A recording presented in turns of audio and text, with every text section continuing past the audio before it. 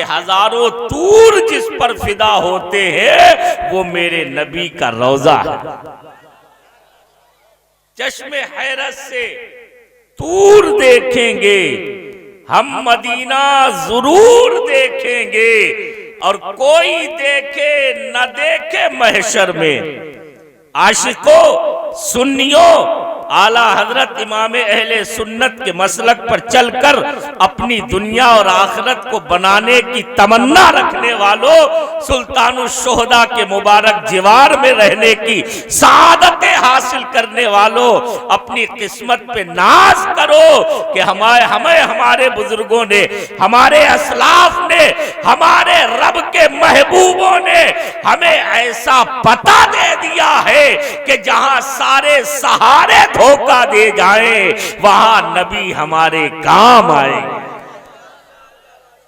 تو چشم حیرت سے طور دیکھیں گے، ہم مدینہ ضرور دیکھیں گے، اور کوئی دیکھے نہ دیکھے محشر میں مجھ کو میرے حضور دیکھیں گے۔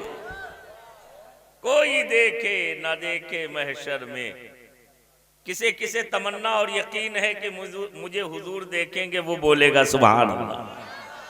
کوئی دیکھے نہ دیکھے محشر میں مجھ کو میرے حضور دیکھیں گے۔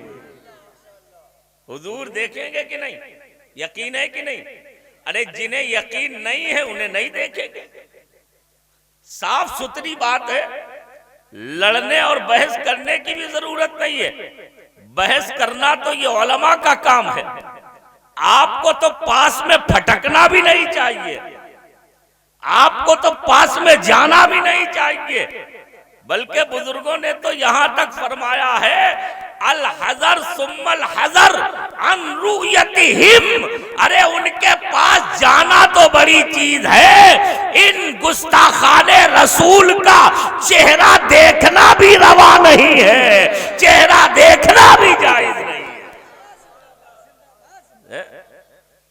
اور بتا دیں آپ کو ایک بات حضرت، بڑی پیاری بات، نرے لوگ اعلیٰ حضرت کو معاذ اللہ برا بھلا اسی لیے کہتے ہیں کہ انہوں نے پول کھول کے رکھ دی ہے، اور کہتے سب سے بڑی دشمنی ہمیں تو امام احمد رضا سے ہے۔ ہم نے کہا انہوں نے ایک کوئی نئی بات اپنے گھر سے نکال کے بیان نہیں کی ہے، فرق اتنا ہے کہ جو پہلے کے بزرگان دین الگ الگ کہتے رہے، بریلی کے امام نے سب اکٹھا کر کے ہم غلاموں کے سامنے رکھ دیا اور بتا دیا، یاد رکھو انہیں مانا انہیں جانا، نہ رکھا غیر سے کام، للہ الحمد میں دنیا سے مسلمان۔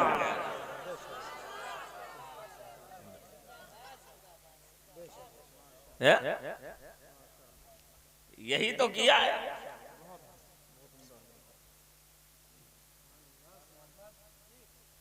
یہی تو کیا ہے اعلیٰ حضرت۔ اور اگر کسی کو یقین نہ ہو تو بہرائچ والوں کو تو بہت دور جانے کی ضرورت نہیں ہے، اتنے قریب میں وہ عظیم نبی کا شہزادہ جلوہ گر ہے، مولا علی شیر خدا کا وہ نور نظر لخت جگر جلوہ فرما ہے، جس نے صرف 18 سال کی عمر شریف میں اپنے نبی کے، اپنے علی کے کمال کو دنیا کے سامنے ظاہر کیا۔ تو عظمت کا عالم یہ ہے کہ نہ صرف کل، نہ صرف اب سے 1200 سال، 1000 سال پہلے، بلکہ آج بھی اس کے در دولت پر خضر جیسا انسان بھی حاضریاں دے کے یہ بتاتا ہے، ارے جب نبی کے غلام کی یہ شان ہے تو حبیب رحمان کی شان ہے۔ سبحان اللہ، ماشاءاللہ، زندہ باد زندہ باد زندہ باد، ماشاءاللہ۔ یہ معمولی بات ہے، یہ معمولی بات ہے حضرت خضر کے بارے میں علماء جانتے ہیں، اختلاف ہے، لیکن بہت سے لوگوں نے نبی میں مانا ہے، نبی نہیں تو کم از کم ولی تو ہے، اور ولی بھی کوئی ایرے غیرے نہیں، کوئی ایسے ویسے نہیں، لیکن آپ دیکھیں تو عظمت، ارے اس انسان کی، اس پیکرے خاکی کی، اس بشر کی عظمت کا عالم تو دیکھیں، آپ ذرا اندازہ تو کریں، بہرائچ میں اگر کوئی بدعقیدہ ہو رہا ہے تو حیرت ہے، اگر بہرائچ میں کوئی وہابی ہو رہا ہے تو تعجب ہے، اگر بہرائچ میں کوئی رافضی ہو رہا ہے تو مجھے بڑا استعجاب ہے، اس لیے نہیں کہ آپ کا عقیدہ نہیں بگڑنا چاہیے، بلکہ اس لیے کہ جہاں سلطان الشہداء کی ہر وقت میں کرامتیں دن رات دیکھتے رہتے ہو، وہاں لوگ کیسے بھٹکتے ہیں، لیکن وہی ہے خدا جب دین لیتا ہے تو عقلیں چھین لیتا ہے۔ نعرہ تکبیر، نعرہ رسالت، جشن عید میلاد النبی، علماء اہل سنت، مسلک اعلی حضرت، نعرہ تکبیر، نعرہ رسالت، سبحان اللہ، ماشاءاللہ، زندہ باد، زندہ باد۔ اچھا وہ کہتے ہیں کہ جو مر گئے مٹی میں مل گئے، ختم ہو گئے، فنا ہو گئے، اب ان کے یہاں کیا دھرا ہے، اب ان کے یہاں کیا ملتا ہے؟ وہ تو خودی مر کے مٹی میں مل گئے، اب ان کے پاس رہا کیا ہے؟ اب ان کے پاس میں ہے کیا معاذ اللہ جو وہ دے سکیں؟ تو آج جو کہہ رہے ہیں، چاہے یہاں رہنے والے ہوں یا نان پارا کے علاقے کے ہوں یا بہرائچ کے کسی خطے کے ہوں یا ہندوستان کے کسی کونے کے ہوں یا دنیا کے کسی بھی علاقے کے ہوں، جو یہ کہہ رہے ہیں انہیں کہنے دو، لیکن بہرائچ والوں میں تمہیں ایک جواب دے کے جا رہا ہوں، یاد رکھنا کسی سے لمبی چوڑی بحثیں کرنے کی تمہیں کوئی ضرورت نہیں ہے، جو بھی بدعقیدہ سلطان الشہداء کی کرامتوں کا انکار کرے، ان کی آج بھی عنایتوں کا انکار کرے، آج بھی ملنے والی غلاموں کو ان کی برکتوں کا انکار کرے، تو اس سے صرف یہ کہہ دینا، ارے تو کیا بولتا ہے؟ اپنی ماں سے پوچھ جا کے، اپنی دادی سے پوچھ جا کے، اپنی نانی سے پوچھ جا کے، اپنی خالہ سے پوچھ، اپنے ماموں سے پوچھ، اپنے دادا سے پوچھ، ہو سکتا ہے تیرے بھی باپ دادا میں، نانا نانی میں، خالہ ماموں میں کوئی نہ کوئی ایسا ضرور ہوگا جس کی ولادت بھی سلطان الشہداء کی عنایت سے ہوئی۔ آئے ہے سبحان اللہ، ماشاءاللہ، زندہ باد، زندہ باد، زندہ باد۔ ملے گا کہ نہیں؟ جی جی حضرت، بہت خوب۔ زیادہ بحث کرنے کی ضرورت نہیں ہے، دلیلیں دینا تو میں نے بتایا نہیں، علماء کا کام ہے، دلیلوں کے ذریعے آپ نہیں سمجھا سکتے ہو، لیکن یہ وہ بات ہے کہ جو اگر آپ نے کسی بھی بدعقیدے کے سامنے کہہ دی اور اگر ذرا بھی آنکھ میں اس کے پانی ہے تو شرم سے سر جھکانے پہ مجبور ہو جائے گا، اس کا سیاہ دل بھی کہے گا واقعی میں، ارے جس کی ہمارے باپ دادا جس کے ٹکڑے کھا رہے ہو، ہم اسے مردہ کیسے کہہ سکتے ہیں؟ ہم اسے بے یار و مددگار اور ہم اسے مجبور محض کیسے کہہ سکتے ہیں؟ جو اختیار کا اتنا پاور لے کے آیا ہے، کل بھی نواز رہا تھا، آج بھی ہزاروں کو نواز رہا۔ سبحان اللہ، ماشاءاللہ، زندہ باد، زندہ باد، زندہ باد۔ اچھا بتائیے، اگر میں کوئی صرف لفاظی یا گھنگرج میں اپنی بات کو منوانے کی کوشش کر رہا ہوں، حقیقت سے ہٹ کے کوئی بات کہہ رہا ہوں، سچائی ہے کہ نہیں؟ آپ بولیے، سچی بات ہے کہ نہیں؟ ہے سچی بات؟ اور آپ منا رہے ہیں شان حبیب کانفرنس و جشن غوث اعظم، سبحان اللہ۔ میں نے نام دیکھا تو دل کو ایک اور مسرت ہے، اگر شان حبیب الرحمان یا شان حبیب کانفرنس ہی خالی ہوتی تب بھی بڑی عظمت کی بات تھی، لیکن ساتھ میں جشن غوث اعظم بھی لگا دیا گیا، میرے ذہن میں آیا، میں نے مولانا ارمان سے تو نہیں پوچھا، میں نے عزیز القدر حضرت مولانا سلمان رضا آفاقی سے تو نہیں پوچھا، کسی اور سے نہیں پوچھا، لیکن میرے ذہن میں ایک بات آئی کہ شان حبیب کانفرنس کے ساتھ میں یہ جشن غوث اعظم کا یہ جو لاحقہ لگایا گیا ہے، یہ کیوں لگایا گیا؟ تو میرے دل نے کہا کہیں نہ کہیں ان کے دل میں ہو یا نہ ہو، لیکن خدا کی کرنی ہوتی ہے، کہیں نہ کہیں یہ بات ذہن میں ضرور ہے کہ شان حبیب کو بیان کرنے کے لیے تو ہماری اور آپ کی زبانیں کافی نہیں ہے۔ شان حبیب تو اگر بیان کسی نے کی ہے تو وہ قرآن مقدس ہے، وہ رب کا کلام ہے جس نے شان حبیب بیان کی ہے، لیکن اگر شان حبیب کو چلتا پھرتا دیکھنا ہو تو سلطان الاولیاء غوث اعظم کو دیکھ لیا جائے، معلوم ہو جائے گا۔ ارے جب 500 سال کے بعد دنیا میں آنے والے بیٹے کی عظمت کا یہ حال ہے تو نبیوں کے سردار کی عظمت کیا ہوگی؟ سبحان اللہ، ماشاءاللہ، زندہ باد، زندہ باد، زندہ باد، ماشاءاللہ۔ سچی بات ہے کہ نہیں؟ جی غور کریں۔ اچھا جشن غوث اعظم کیوں منا رہے ہیں؟ چلیے حضور کا تو ہم نے کلمہ پڑھا ہے،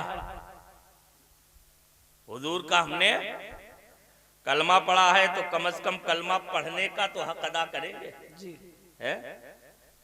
ان کی بات نہیں کرنا ہے، ان کے لیے تو ہمارے اعلیٰ حضرت نے پہلے ہی کہہ دیا، اور تم پر میرے آقا کی عنایت نہ سہی، نجدیوں کلمہ پڑھانے کا بھی احسان گیا۔ اتنی پھوٹ گئی، اتنے گر گئے، ارے کچھ نہ مانو اتنا تو مانو کہ اگر وہ نہ ہوتا تو نہ جانے کہاں گھنٹا بجا رہے ہوتے، نہ جانے کہاں تلک لگوا کے، کہیں بھبوکا لگا کے، کہیں کسی پیڑ پودے کے آگے، ندی نالے کے آگے، کہیں کسی جانور کے آگے اپنی پیشانی رگڑ رہے ہوتے۔ ارے یہ بھی میرے مصطفیٰ کا کرم ہے کہ اس نے تمہاری پیشانیوں کو اتنی عزتیں اور عظمتیں دے دی کہ آج وہ ماتھے جو کسی بت کے آگے رگڑے جاتے وہ خدا کی بارگاہ میں جھکائے گئے۔ بے شک، نعرہ تکبیر، نعرہ رسالت، مسلک اعلی حضرت، نعرہ تکبیر، نعرہ رسالت، سبحان اللہ، سبحان اللہ۔ یہ معمولی احسان ہے میرے نبی کا، لیکن جنہیں ماننا نہیں تو نہیں ماننا، کوئی بات نہیں۔ احسان ماننا بھی یہ حلالیوں کی پہچان ہوتی ہے، احسان ماننا ہے یہ حلالیوں کی پہچان ہوتی ہے۔ سچی بات بتانا ہوں، احسان ماننا یہ اچھے انسان کی پہچان ہے، جس کی رگوں میں اچھا خون ہوتا ہے وہی احسان مانتا ہے۔ اور آپ برا مت مانیے گا، یہ صرف کسی ایک کی بات نہیں ہے، آج بھی چاہے ان میں سے کوئی ہو یا ہم میں سے معاذ اللہ کوئی ہو، اگر احسان کرنے والے کا احسان نہیں مان رہے ہیں تو اس کا مطلب ہے ہم نمک حرامی کر رہے ہیں، ہم ناشکری کر کے اپنے خون کے گندا ہونے کی دلیل دے رہے ہیں، اپنے آپ کو غلط ہونے کا اعلان کر رہے ہیں، اس لیے کہ یہ میں نہیں کہتا، میرا نبی کہتا ہے، من لم یشکر الناس لم یشکر اللہ، جو لوگوں کا شکریہ ادا نہیں کرتا وہ خدا کا بھی شکر گزار نہیں ہو سکتا۔ زندہ باد، زندہ باد، زندہ باد۔ یاد رکھو یہ دین اسلام ہے، تو میں بات کو زیادہ پھیلانا نہیں چاہتا ہوں۔ اچھا بات سمجھ میں آ رہی ہے آپ کو کہ نہیں؟ میں آپ کی زبان میں بات کرنے کی آج کوشش کر رہا ہوں، بالکل آپ کی زبان میں، آسان اور عام فہم انداز میں، زیادہ علمی باتیں نہیں کرنے کی کوشش کروں گا، لیکن اگر کوئی بات آ بھی گئی تو انشاءاللہ ذہن و دماغ میں اتارنے کی بھی جسارت کوشش کروں گا، اللہ کرم فرمائے۔ تو بات سمجھ میں آ رہی ہے اچھی طرح سے نا؟ اچھا وہ یاد رکھیے گا جو پہلی شرط میں نے رکھی تھی، یاد ہے نا یا بھول گئے؟ یاد رکھیں گے اور اس پر عمل بھی کریں گے انشاءاللہ، کریں گے نا؟ ارے انشاءاللہ تو کہو۔ सच्ची बात है, मैं बता रहा हूं, अगर हम अमल करते होते तो जितनी कुर्सियां भरी हुई हैं अभी ना, इन सारी कुर्सियों पर बैठने वाले मेरे ख्याल से जितने हमारे यहाँ जलसे होते, कॉन्फ्रेंसें बड़ी बड़ी हो रही हैं आजकल, और जितना हम खर्च कर रहे हैं, जितनी रातें अपने इस जलसों में, प्रोग्रामों में हम कुर्बान करते हैं, अगर काश के अमल का हम जज्बा लेके जाते तो मेरा ख्याल है जितने लोग बैठे हुए हैं इनमें से 90% वो होते जिनकी जबानें नहीं बल्कि चेहरों की नूरानियत और चेहरों की रीश और चेहरों की दाढ़ी ये बता देती कि हम नबी के गुलाम हैं। ये हमारी जबान से ना पूछो, हमारे अमल और किरदार को देख लो, मदीने की गुलामी का सबूत मिल जाए। सुभान अल्लाह, माशाअल्लाह, जिंदाबाद जिंदाबाद जिंदाबाद। है कि नहीं? सच्ची बात बताइए। इसका मतलब है कहीं ना कहीं हम भी प्रोफेशनल हो रहे हैं। सिर्फ यहाँ स्टेज पर बैठने वाले आने वाले नहीं प्रोफेशनल हो रहे हैं, बल्कि आप भी प्रोफेशनल हो रहे हैं। आप भी किस लिए आते हैं मालूम है? बड़े बड़े जलसों में मैं लोगों को देखता रहता हूँ और सच्ची बात वाकई में एहसास जो होता है मुझे, अल्लाह माफ करे बदगुमानी नहीं है, लेकिन मैंने जो देखा है जहाँ तक, आप भी इसलिए, ज्यादातर लोग इसलिए आते हैं हमारे इन जलसों में, हमारे सीधे साधे लोग, कि एक ही रात में जन्नत का टिकट लेके चले आए, बाकी नमाज रोजे से कोई बहस नहीं। ये होता है हमारा मिजाज। और माफ कीजिएगा, हालांकि आज ऐसा नहीं हुआ, मुंह देखी बात नहीं, दोनों लोग अभी अख्तर काशिफ साहब तशरीफ फरमा है, आफाक भाई चले गए हैं, लेकिन आज मुझे एक खुशी और हुई इस जलसे में कि इतनी जल्दी एक खास मुकर्रिर को मौका दे देना, और वो भी ऐसी मुख्तसर पढ़ी लिखी जबान में निजामत करना, और सही और वाकई में इश्क़ रसूल की चाशनी से लबरेज नातखा का शायर का शेर पढ़ना, ये इस बात की दलील है कि वाकई में हमारे उलमा के टोकने का असर हो रहा है और हमारे अंदर धीरे धीरे तब्दीली आ रही है। सुभान अल्लाह, माशाअल्लाह, अब जिंदाबाद। थोड़ी सी आपको और तब्दीली करना है। हाँ, अगर हमारा कोई नातखा कह देता है ऐसे हाथ उठाओ जन्नत मिल जाएगी, वैसे उठाओ जन्नत मिल जाएगी, तो सबसे पहले सारा मजमा हाथ उठा के खड़ा हो जाता है। वो कहता है जितने जन्नत में जाना चाहते हैं खड़े हो जाएं। खाली शेर पर, नात पर, माफ कीजिएगा, नात खानी सुनना हुजूर की सुन्नत, नात खानी करना सहाबा की सुन्नत, ये वाकई में बड़ी अच्छी चीज है, लेकिन है ये सब मुस्तहब और नवाफिल। ये सब मुस्तहब और नवाफिल है। नमाजें छोड़ के कोई खाली नातख्वानी सुन के और नातख्वानी करके अगर जन्नत में जाने और जन्नत का टिकट देने का अगर कोई दावा कर रहा है तो वो सब कुछ हो सकता है, मसलक आला हजरत का पासबान और नाशरो दाई नहीं। जिंदाबाद जिंदाबाद, माशाअल्लाह, सुभान अल्लाह। ये भी हजरत आजकल बहुत चल रहा है, निरे पढ़े लिखे लोग कह देते हैं यार तुम्हारे बरेलवी लोग तो सिर्फ यही बात है, जो सुन्नी है बरेलवी भी हैं, अपने आप को कहते भी हैं, लेकिन यार तो कहते तुम्हारे बरेलवी जलसों में ये होता है कि सिर्फ जो है फजीलतें बयान की जाती हैं, करामतें बयान की जाती हैं, लेकिन कभी नमाज की दावत नहीं दी जाती, नमाज पर लोगों को उभारा नहीं जाता। मैंने कहा मेरे भाई ये सबको एक ही तराजू में तौलना सही नहीं है। ये अलग चीज है कि हमारा कुछ सालों पहले तक अक्सरियत का मिजाज थोड़ा सा डिसबैलेंस हो गया था, थोड़ा सा गड़बड़ा गया था। हमने जलसों को भी एक कव्वाली की मजलिस की तरह लज्जते कामो दहन का जरिया बना लिया था, लेकिन धीरे धीरे बुजुर्गों के फैजान से, आला हजरत इमाम अहमद रजा की खास इनायत और करम से गर्दो गुबार छटता चला जा रहा है, बादल फट रहे हैं और मसलके आला हजरत का मदीने की याद दिलाने वाला बेगुबार चेहरा फिर से आश्कार हो रहा है और रो रो के हमसे और आपसे यही मुतालबा कर रहा है, ऐ लोगों नबी के नाम पर जाने भी देने को तैयार रहो और नबी का किरदार अपनाने को भी तैयार। नारे तकबीर, नारे रिसालत, जश्न ईद मिलादुन नबी, उलमाए अहले सुन्नत, मसलके आला हजरत, नारे तकबीर, नारे रिसालत, सुभान अल्लाह, माशाअल्लाह, जिंदाबाद। मेरे भाइयों याद रखो, मसलके आला हजरत जहां अकाइद का नाम है وہیں اعمال کا بھی نام مسلک اعلیٰ. یہ خالی عقیدے پر فٹ نہیں ہوتا ہے. عقیدے میں کوئی محنت نہیں کرنا پڑتی، کوئی مشقت نہیں کرنا پڑتی ہے، لیکن جب کسی کا عقیدہ صحیح ہوتا ہے تو محنتیں اس کے سر پہ پیچھے سے آ جاتی ہیں. جس کا عقیدہ درست ہوتا ہے اسی کے ساتھ میں نمازیں آتی ہیں، جس کا عقیدہ صحیح ہوتا ہے اسی کے پاس میں روزہ آتا ہے، جس کا عقیدہ درست ہوتا ہے اسی کے پاس میں مالدار ہے تو زکوٰۃ آتی ہے، استطاعت ہے تو حج آتا ہے، ماں باپ کی اطاعت آتی ہے، پڑوسیوں کی خدمت آتی ہے، غریبوں کی مدد آتی ہے، نبی کے نام پہ اپنا دھن دولت بھی قربان کرنے کا جذبہ بھی آتا ہے، اور نبی کی سنتوں پر عمل کرنے کا جذبہ بھی آتا ہے. سبحان اللہ، ماشاءاللہ، زندہ باد. یاد رکھو، ہمیشہ یاد رکھنا، نمازیں چھوڑنے والے نہ تو کسی مقرر کو فالو کرنا اور نہ نمازیں چھوڑنے والے کسی پیر کے پیچھے دوڑنا، چاہے وہ ہوا میں اڑتا ہو، چاہے وہ کچھ بھی کر رہا ہو.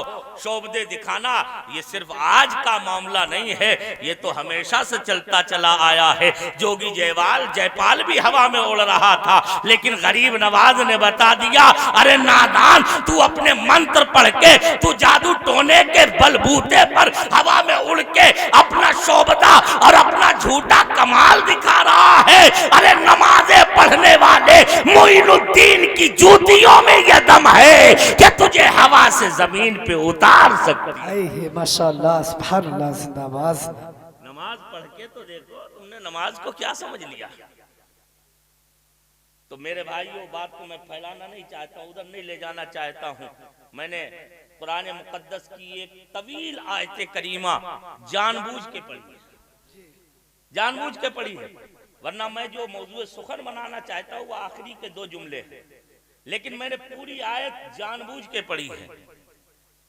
اور جو پڑھنے سے پہلے میں سوچ رہا تھا، پڑھنے کے بعد بھی نتیجہ میرے سامنے وہی آیا. کیا سوچ رہا تھا میں؟ قرآن کی اتنی مفصل اور مطول آیت پڑھنے سے پہلے بھی میں سوچ رہا تھا کہ میں قرآن کی اتنی بڑی آیت پڑھوں گا تو لوگ خاموش تماشائیوں کی طرح دیکھتے رہیں گے.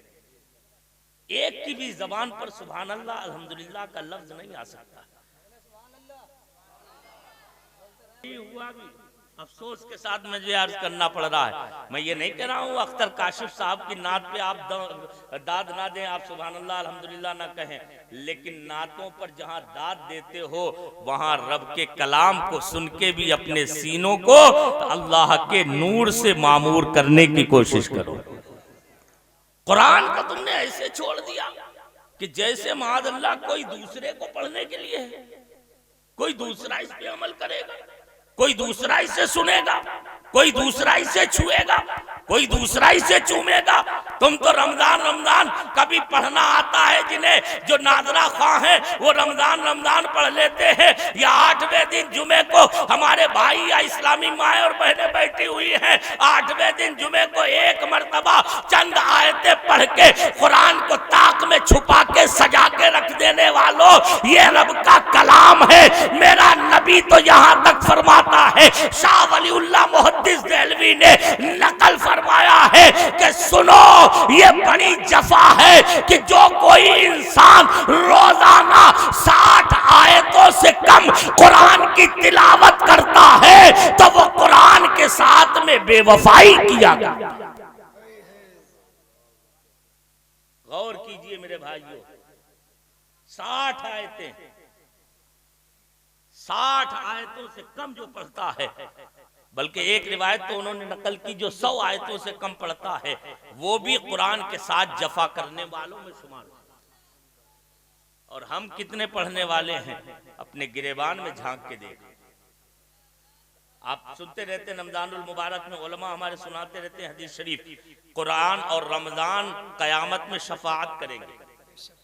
اور حدیث میں یہاں تک آیا ہے کہ قرآن کی شفاعت بڑی مضبوط شفاعت ہوگی، بڑی مضبوط شفاعت ہوگی. کیوں؟ اس لیے کہ قرآن اللہ کا کلام ہے. اللہ کا کلام ہے.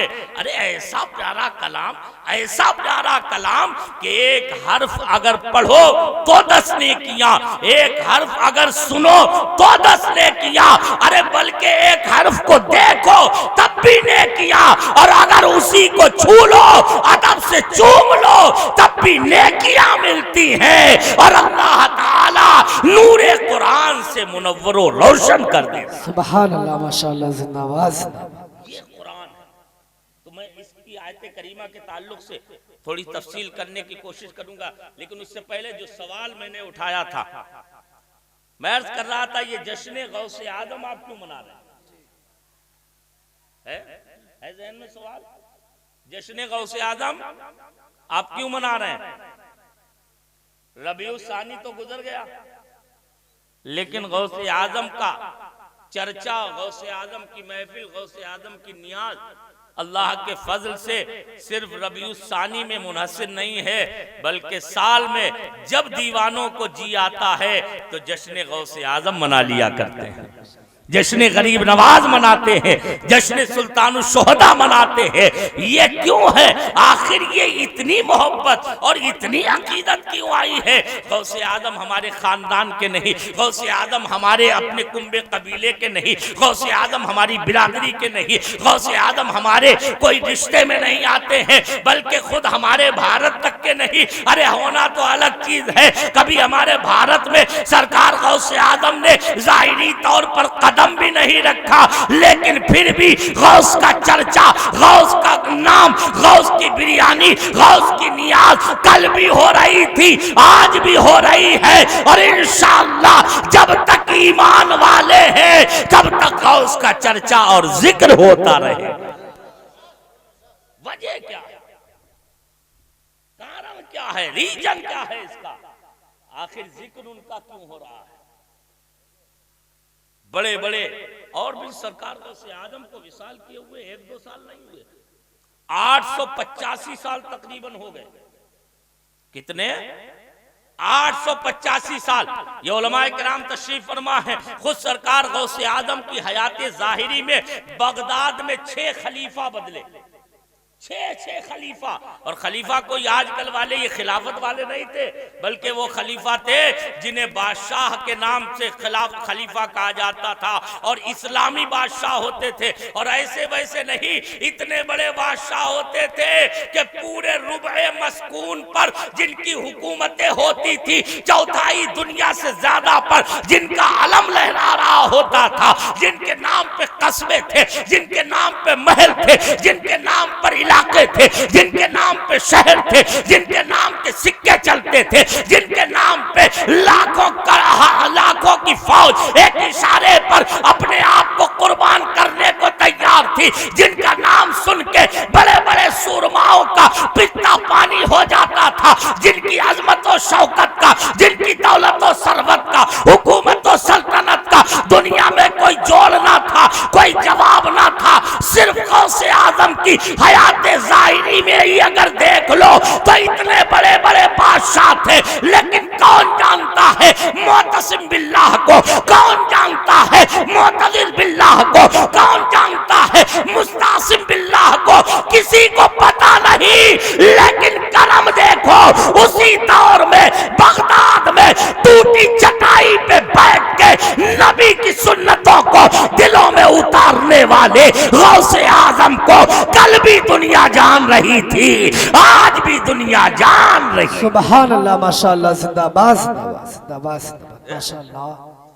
کون نہیں جان رہا ہے غوث اعظم کو؟ ایک چھوٹے سے بچے کو بھی سنیوں کے بلاؤ گے، اسے پوچھو گے بڑے بیٹا بڑے پیر صاحب کو جانتے ہو؟ تو سنی کا بچہ ہوگا تو مسکرا کے کہے گا اچھا بڑے پیر صاحب کو بھی نہیں جانتے ہوں گے کیا؟ تم کیا سمجھتے ہو بڑے پیر صاحب کو بھی نہیں جانتے ہے کہ نہیں؟ ہمارے بچے کو پتا ہے چھوٹے چھوٹے بچوں کو بھی پتا ہے کہ بڑے پیر صاحب وہ ہیں. میں نے کہا اتنا چرچا، اتنا ذکر، اتنی یاد، اتنی تعریفیں، اتنی ان کے نام پر نیاز، اتنی فاتحائیں، کچھ تو ریجن ہے، کچھ تو کارن ہے، کچھ تو وجہ ہے. تو میرے بھائیوں یاد رکھو، قرآن مقدس پڑھا کرو. قرآن میں ہر سوال کا جواب بھی ہے اور ہر اعتراض کا تمہیں دندان شکن جواب بھی مل جائے گا. جہاں کہیں بھٹکو، جہاں ٹھوکر لگے، وہاں کسی سے پوچھو یا نہ پوچھو، قرآن سے پوچھ لو. اور اگر خود ترجمہ نہیں کر سکتے ہو تو بریلی کے امام احمد رضا کے نام پہ فاتحہ پڑھ کے کنز الایمان اٹھا کے اردو میں ترجمہ قرآن پڑھتے جاؤ.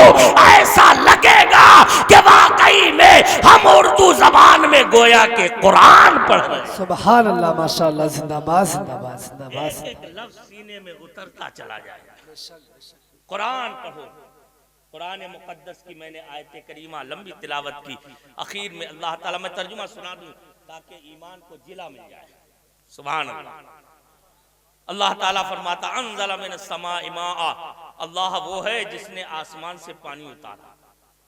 فسالت اودیۃ بقدرہا، تو نالے اور وادیاں اپنے اپنی وسعت کے مطابق بہ پڑی.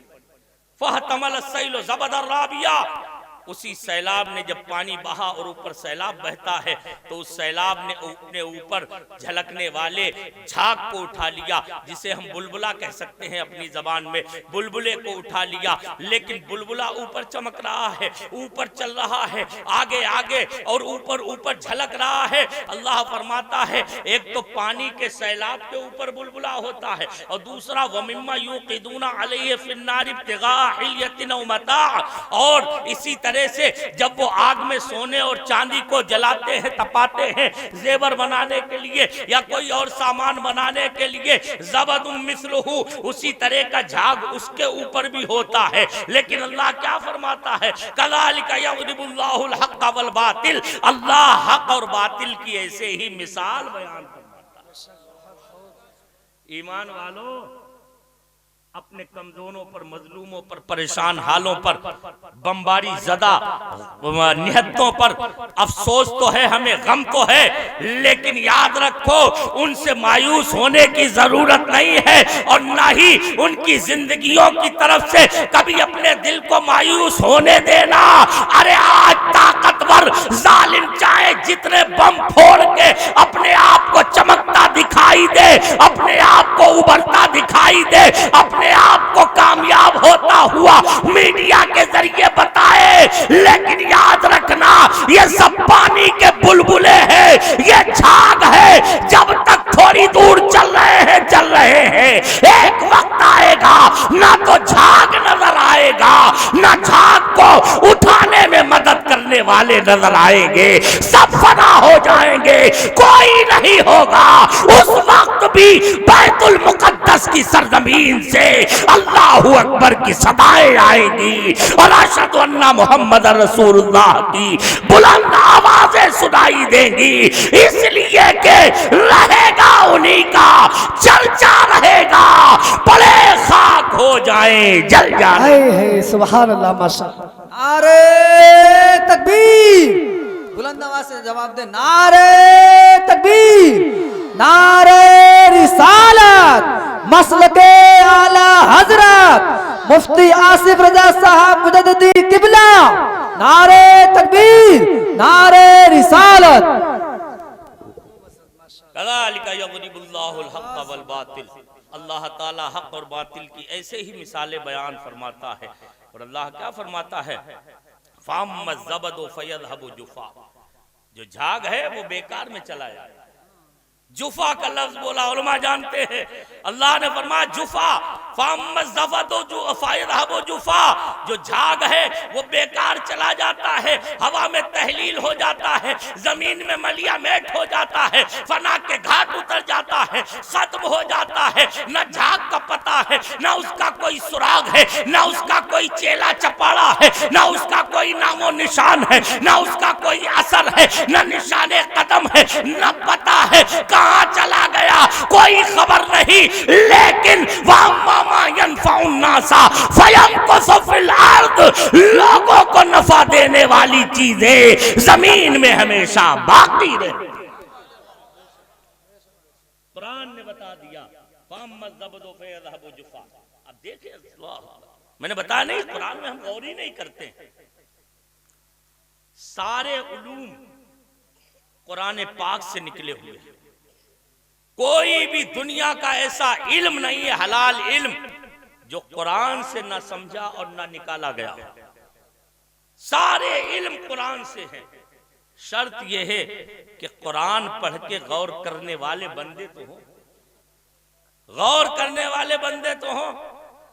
بات آ گئی تو میں سنا دوں۔ اچھا بات سمجھ میں آ رہی کہ نہیں؟ نیند تو نہیں آ رہی؟ وقت زیادہ ہو رہا ہے لیکن بڑی پیاری بات یاد آ گئی۔ قرآن سے ہی سارے علوم نکلے، شرط یہ ہے کہ غور و فکر کرنے والے ہوں۔ اسی لیے قرآن مقدس میں آپ دیکھیں جا بجا لعلہم یتفکرون، لعلہم یتدبرون، لعلہم یتذکرون، اس طرح کے جملے قرآن مقدس میں آپ دیکھیں گے سینکڑوں جگہ آئے ہیں۔ علماء جانتے ہیں سب کا لب لباب و خلاصہ اور نچوڑ یہی ہے کہ قرآن میں غور و فکر کرنا چاہیے۔ سرسری طور پہ یوں ہی پڑھ کے نہ چلے جاؤ۔ رمضان میں تلاوت قرآن قاری کر رہا ہے، تراویح میں پڑھا رہا ہے، ہمیں تو ادھر ادھر کی لگی رہتی ہے۔ اگر ایک رکعت میں کسی نے 2 رکوع بھی پڑھ دیے، اگر کہیں پاؤ پارا بھی پڑھ دیا تو دوسرے دن فوراً امام صاحب کے پاس میں شکایتوں کا پٹارا آ جاتا ہے، ڈھیر لگ جاتا، حضرت رات آپ نے اتنی لمبی پڑھا دی، میرے تو پیروں میں ورم آ گیا۔ ارے سوچو آج ہمارے پیر سوج جاتے ہیں ایک پاؤ پارا سننے میں، اور میرے نبی کے وہ غلام کتنے عظیم تھے جو ایک ایک پیر پہ کھڑے ہو کے پوری رات میں قرآن مقدس کو پورا کر لیا کرتے تھے، مکمل کر لیتے تھے۔ ہم تو اس امام اعظم کے غلام ہیں جس نے رمضان میں 61 قرآن ختم کر کے ہمیں قرآن پڑھنے کا شوق دیا ہے۔ ہم اس غوث اعظم کے دیوانے ہیں جو ایک ایک رات میں ایک پیر پہ کھڑے ہو کے پورے قرآن کی تلاوت کیا کرتے۔ غور کرو میرے بھائیو، غور و فکر سے وہ نکتے نکلتے ہیں، وہ عقدے کھلتے ہیں، وہ اللہ کے فیض اور کرم سے عنایتیں ہوتی ہیں کہ سینہ علم و معرفت کا مدینہ بن جاتا ہے۔ اور یہ میں اپنی طرف سے نہیں کہتا ہوں، بلکہ آئیے اسی آیت میں پھر اوپر چلتے ہیں۔ اللہ تعالیٰ نے فرمایا انزل من السماء ماء۔ عام ترجمہ تو وہی ہے کہ اللہ تعالیٰ نے آسمان سے پانی اتارا، لیکن علامہ بغوی تفسیر بغوی میں نقل فرماتے ہیں کہ سید المفسرین حضرت عبداللہ ابن عباس رضی اللہ تعالیٰ عنہما سے کسی نے پوچھا حضور یہ انزل من السماء ماء کا مطلب یہی ہے جو ہم سمجھ رہے ہیں کہ اللہ نے آسمان سے پانی اتارا؟ ایک سیدھی سادی سی بات ہے، قرآن میں اسے بیان کیا گیا اللہ نے ہی آسمان سے پانی اتارا، حضور یہی مطلب ہے؟ تو فرمایا مطلب یہ بھی ہو سکتا ہے لیکن ساتھ میں یہ بھی ہے، فرمایا آسمان سے فرمایا سنو اللہ نے ہی آسمان سے پانی اتارا، اس کا ایک مطلب یہ بھی ہو سکتا ہے کہ آسمان سے پانی سے مراد قرآن ہو اور اتارنے والا رب قدیر ہے، اور جو اللہ نے فرمایا ہے فسالت اودیتم بقدرها، وادیاں اپنی اپنی وسعت اور گنجائش کے مطابق، اپنی کیپیسٹی کے مطابق اس سے بہ پڑی، اس سے لبریز ہو گئی۔ فرماتے ہیں پانی سے مراد قرآن ہے اور وادی اور نالے سے مراد مومنوں کے دل ہے۔ اس کا مطلب یہ ہے اللہ نے قرآن اتارا ہے، اب وہ مومن ہے کہ جن کے سینے میں جتنی گنجائش ہے قرآن کا نور اتنا ہی ان کے سینے میں آ جاتا ہے، اتنا ہی سینے میں سما جاتا ہے۔ تبھی تو ہم دیکھتے ہیں کہ ہم قرآن پڑھتے ہیں تو سیدھا سادہ معنی بھی مشکل سے سمجھ میں آتا ہے، لیکن خدا والے قرآن پڑھتے ہیں تو دونوں جہان کی رازوں کو، دونوں جہان کے رازوں کو، دونوں جہان کی باتوں کو نکال کے دنیا کے سامنے پیش کر دیں۔ حضرت مولا کائنات علی المرتضی رضی اللہ تعالیٰ عنہ کی بارگاہ میں ایک مجوسی آیا، دیکھیں قرآن، اللہ یہ قرآن ہے جسے ہم نے پڑھنا پڑھانا بالکل چھوڑ دیا، اور پھر شکوہ کرتے ہیں ہم لوگ सोशल मीडिया का जमाना है, सब जान रहे हैं। शिकवा करते हैं कि इतनी लड़कियां मुर्तद हो रही, माज़अल्लाह, इतनी लड़कियां गैरों के साथ जा रही, ईमान से हाथ धो, इतनी लड़कियां बहक रही, इतने लड़के बिगड़ रहे, अफसोस करते हैं। लेकिन कभी सोचा है कि उन लड़के और लड़कियों के बैकग्राउंड को अगर आप चेक करेंगे तो ये वो लड़के और लड़कियां हैं कि जिनके माँ बाप ने, गार्जियंस ने बचपन में, उनकी नौउम्री में उन्हें कुरान नहीं थमाया। सबसे पहले उन्हें शेक्सपियर के ड्रामे बता दिए थे, उन्हें तरह तरह की साइंस की, टेक्नोलॉजी की किताबें तो थमाई ताकि ये दुनिया में कामयाब हो, तरक्की करे। मैं मना नहीं करता, शेक्सपियर का ड्रामा भी पढ़ाओ, साइंस की किताबें पढ़ाओ, टेक्नोलॉजी में आगे बढ़ाने के लिए तरह तरह की कोचिंग भी लगाओ, लेकिन सबसे पहले अपने बच्चे और बच्ची के हाथ में रब का कलाम थमा दो ताकि वो कहीं भी जाए तो कुरान को हाथ से ना छोड़े। उसके दाहिने हाथ में कुरान हो, बाएं हाथ में दुनिया के सारे उलूम। ये होना चाहिए। मेरे भाइयों, आज बड़े गौर करने की हमें और आपको जरूरत है। सिर्फ खेलने कूदने और ऐशो तरब में मगन रहने का ये वक्त नहीं है। मैं तो हैरत करता हूँ, मैं भी आप ही में शामिल हूँ, लेकिन बहरहाल कभी कभी अल्लाह ताला ज़मीर को बेदार कर देता है तो मुझे भी बड़ा अफसोस होता है अपनी कौम पर, और ख़ास तौर पर जब हम अपनी कौम की शादी ब्याह की महफिलें देखते हैं, जब खतने और अकीके की मजलिसें देखते हैं, जब हम किसी के इकलौते बेटे के बर्थडे की पार्टियाँ देखते हैं तो सबसे ज़्यादा दिल को कचोके लगते हैं, तकलीफ होती है और दिल में बार बार ख्याल आता है, अमा ये वही कौम है कि जिसकी कौम को दुनिया में जलील ख्वार किया जा रहा है। ये वही लोग हैं कि जिन पर हर वक्त तूफाने शिर्क और कुफ्र अपनी आंधियां लाने के लिए तैयार है। क्या ये वही कौम है कि जिसके हर दम सर पे एक कुफ्र और सितम की तलवार लटक रही है? क्या ये वही कौम है जिसे दुनिया में सबसे आजिज़ो दरमांदा कहा जाता है? क्या ये वही कौम है जो सबसे गरीब कहलाती है? क्या ये वही कौम है जो सबसे पसमानदा कहलाती है? क्या ये वही कौम है जो सबसे गरीब है, सबसे नादार है, सबसे ज्यादा गिरी गुजरी है? यह अफसोस होता है हमारी शादियां करोड़ों में हो रही हैं, लेकिन कभी हमने तालीम पे लाख दो लाख भी खर्च करने का जज्बा बेदार नहीं किया। मेरे भाई को याद रखो, दुश्मनों से भी सीखा जाता है। अपने दुश्मन को देखो, आज पूरी दुनिया में यहूदी जुल्म और बर्बरियत फैल रही है। मुट्ठी भर यहूदियों ने अगर कुछ किया है तो सिर्फ ये किया है, अपनी सारी दौलतों को, सारी ताकतों को, सारी कुव्वतों को, सारी सोचो फिक्र की तवानाइयों को सिर्फ और सिर्फ इल्म और टेक्नोलॉजी पे लगा दिया है। इसलिए मुट्ठी भर होके भी पूरी दुनिया को अपनी मुट्ठी में किए हुए, पूरी दुनिया मुट्ठी में है। आप सोचते हो कभी कि अमेरिका बहादुर जैसा मुट्ठी भर लोगों के इशारे पे क्यों नाच रहा? सिर्फ इसलिए कि अमेरिका की टेक्नोलॉजी पर भी अगर कोई छाया हुआ है तो यही बदबख्त और निहायत दर्जा किस्मत की सितम रसीदा कौम है ये, जो दुनिया और आखिरत में हर जगह जलील है, जिस पर अल्लाह ने लानत फरमाई है। यही वो कौम है जो आज भी दुनिया में पूरी दुनिया की सरबराह बनी बैठी। क्यों? सिर्फ टेक्नोलॉजी की बुनियाद, सिर्फ इल्म की बुनियाद पर। वो अपने बच्चों को खिलौने नहीं देते हैं, वो अपने बच्चों को खेलने के लिए भी किताबें दिया करते हैं। और तुम्हें तो कहीं और से कुछ देने की जरूरत नहीं है। तुम्हारे खुदा ने तो तुम्हें पहले ही ऑलरेडी एक ऐसा तोहफा दे दिया है कि जो अपने बच्चों को, बच्चियों को दे दो तो उनकी दुनिया भी अच्छी हो जाएगी, आखिरत भी अच्छी हो जाएगी। तुम कुरान की दौलत दिया कर, और कुरान सिर्फ जहेज में मत दो, बल्कि उस बच्चे और बच्ची को पहले कुरान का आलिम, हाफिज और कुरान समझने वाला, पढ़ने वाला, कुरान का आशिक बना दो, ताकि तुम जहेज में कुरान दो या ना दो, कम से कम वो तुम्हारे घर से कुरान की तालीम लेके जाए तो दोनों जहान में तुम्हारे नाम को ऊंचा होने का जरिया बन जाए। اب دیکھیں، غور کریں، بات کو میں پھیلانا نہیں چاہتا ہوں، بات بڑھتی جا رہی ہے، آپ بھی تھک گئے ہیں مجھے اندازہ، اور آپ کے چہرے بتا رہے ہیں کہ اب بات کو ختم کر دیا جائے۔ ختم کر دیں؟ اچھا، کتنے لوگ اور سننا چاہتے ہیں؟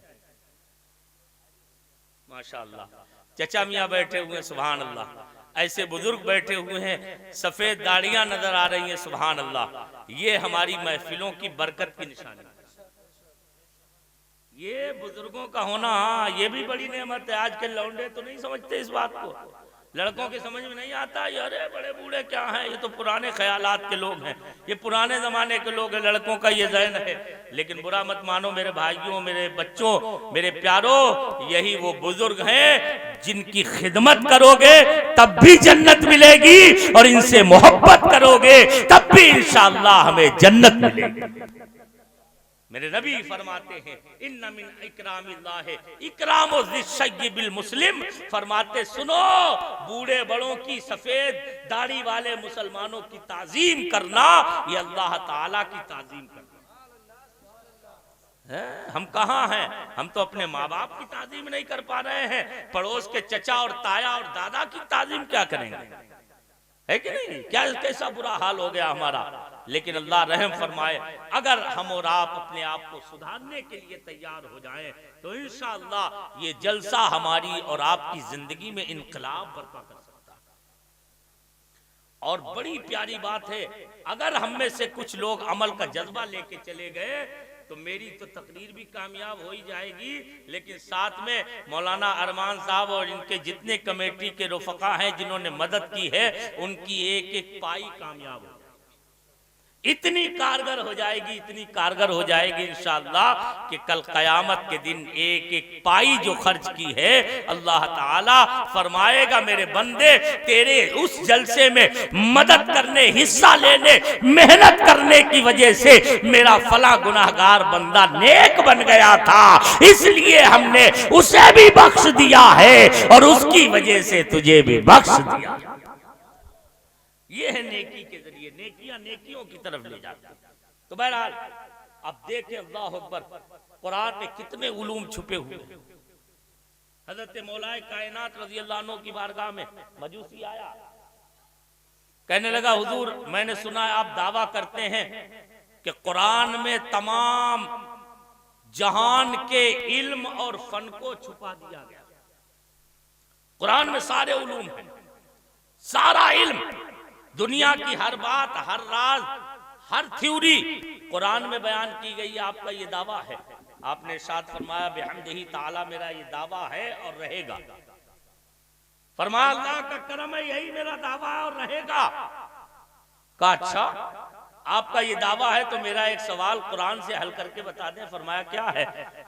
کہا یہ بتائیے، آپ کی داڑھی میں دیکھتا ہوں اتنی گھنی ہے، آپ کے چہرے پر سجی ہوئی ہے، چوکور داڑھی ہے، بالکل آپ کے چہرے کے ایک ایک حصے کو گھیرے ہوئے ہے، بڑی گھڑی داڑھی ہے آپ کے جسم، آپ کے چہرے پر، لیکن میری داڑھی میں اکا دکا بال کیوں ہے؟ میری داڑھی میں، میرے چہرے پر ادھر ادھر اکا دکا بال کیوں ہے؟ میرے چہرے پر گھنی داڑھی کیوں نہیں آئی ہے؟ اس نے کہا حضرت اپنی عقل سے جواب مت دیجئے گا، میں قرآن سے اس بات کا جواب چاہتا ہوں۔ سبحان اللہ، کس سے کہہ رہا ہے؟ بابو مدینۃ العلم سے، جسے میرے نبی نے شہر علم کا دروازہ کہا ہے، اس علی سے کہہ رہا ہے۔ علی مرتضیٰ مسکرائے، فرمایا ہاں قرآن سے جواب چاہیے؟ کہا ہاں۔ فرمایا قرآن ہی میں آیا ہے، میرا رب فرماتا ہے والبلد الطیب یخرج نباتہ باذن ربہ والذی خبث لا یخرج الا نکدا۔ فرمایا سن، رب فرماتا ہے جو اچھی زمین ہوتی ہے اس کے پودے بھر کے نکلتے ہیں، اور جو خبیث زمین ہوتی ہے اس میں اکا دکا پودے نکلتے ہیں، بکھرے پودے نکلتے ہیں۔ فرمایا سن، تو کافر ہے اس لیے تیری زمین بری ہے، خبیث زمین ہے اس لیے تیرے چہرے پر اکا دکا بال آئے ہیں، اور میں مومن ہوں الحمدللہ، میں بھی پاکیزہ، میرا چہرہ بھی پاکیزہ، میری زمین بھی پاکیزہ، اس لیے میری داڑھی بھی بھر کے نکلی۔ یہ ہے قرآن. قرآن کو پڑھو میرے بھائی. تو قرآن نے کیا بتایا؟ بات کو بالکل اخیر طرف لے آیا ہوں میں. فَأَمَّا الزَّبَدُ فَيَذْهَبُ جُفَاءً. اللہ فرماتا ہے جو جھاگ ہوتا ہے، بلبلہ ہوتا ہے، وہ بیکار چلا جاتا ہے. وَأَمَّا مَا يَنْفَعُ النَّاسَ فَيَمْكُثُ فِي الْأَرْضِ. لیکن جو لوگوں کو فائدہ دینے والی چیز ہے وہ ہمیشہ زمین میں برقرار رہے. لوگوں کے لیے جو نفع بخش ہے. ہم نے کہا سمجھ میں آ گیا. آپ کو ہو سکتا ہے ابھی جواب سمجھ میں نہ آیا ہو، لیکن آپ سمجھیں گے تو انشاءاللہ ایمان تازہ ہو جائے گا.